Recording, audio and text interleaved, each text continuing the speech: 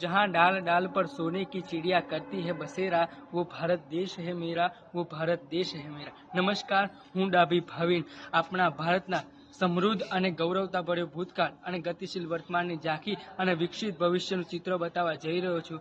મારો આજના રોજનો વિષય છે વિકસિત ભારત 2047, ભવ્ય ભારત, દિવ્ય ભારત। એક સમય હતો જ્યારે આ ભારત દેશ સોનાની ચીડિયા કહેવાતો હતો। આ સંતો, મહંતો, ઋષિમુનિઓ અને તપસ્વીઓની ભૂમિ હતી। આ દેશમાં તખ્તશિલા અને નાલંદા જેવી વિશ્વવિખ્યાત વિદ્યાપીઠો હતી। આ દેશમાં સ્વામી વિવેકાનંદ અને સંત તુલસીદાસ જેવા મહાન સંતો હતા। આ દેશમાં છત્રપતિ શિવાજી મહારાજ, મહારાણા પ્રતાપ અને સુરવીર ભાથીજી મહારાજ જેવા મહાન રાજાઓ હતા। પરંતુ અંગ્રેજોના શાસન દરમિયાન આ ભારત દેશનું શોષણ થયું અને આ સોનાની ચીડિયાની ચમક ઓછી થઈ। પરંતુ આપણે પણ ભારતીયો હાર માનવાવાળા નથી। આપણે પણ આ ભારતને તેની ચમક ફરી એકવાર પાછી અપાવવાની। વર્તમાન સમયની વાત કરું તો ભારત માત્ર રાષ્ટ્રીય જ નહીં, આંતરરાષ્ટ્રીય ફલક ઉપર પોતાની સિદ્ધિઓ નોંધાવી રહ્યું છે। એ પછી ધરા હોય કે ગગન, ભારતનો ઝંડો આજે ગર્વથી લહેરાઈ રહ્યો છે। અંતરિક્ષમાં ચંદ્રયાન, મંગળયાન મોકલી ભારત આખા વિશ્વને પોતાની શક્તિનું પ્રદર્શન દેખાડી રહ્યું છે। મેક ઇન ઇન્ડિયા અને મેડ ઇન ઇન્ડિયા જેવા ઉક્ત માધ્યમોથી આયાતો ઘટાડી નિકાસોને પ્રોત્સાહન આપી રહ્યું છે।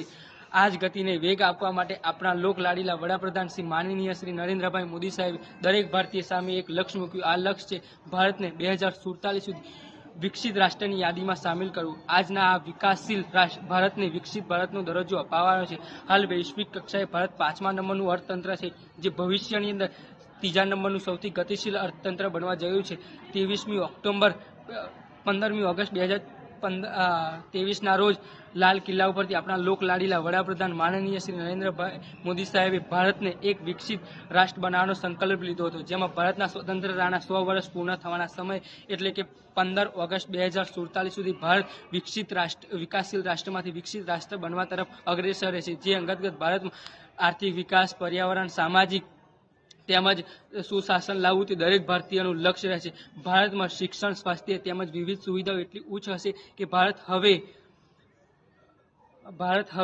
ભારતના નાગરિકો હવે વિદેશમાં નાગરિકતા લેવાને બદલે ભારતમાં સ્થાપિત થવાની ઈચ્છા વ્યક્ત કરશે। આ છે મારા ભવિષ્યનું ભારત, જેમાં દરેક બાળક શિક્ષિત હશે, ભારત પ્રદૂષણ મુક્ત દેશ હશે, ખેતી માટે નવીન ટેકનોલોજી છે, સંરક્ષણ માટેના સાધનો ભારત હવે આયાત નહીં પરંતુ નિકાસ કરશે। આ છે મારા ભવિષ્યનું ભારત, જેમાં દરેક સંસાધનોથી સમૃદ્ધ હશે।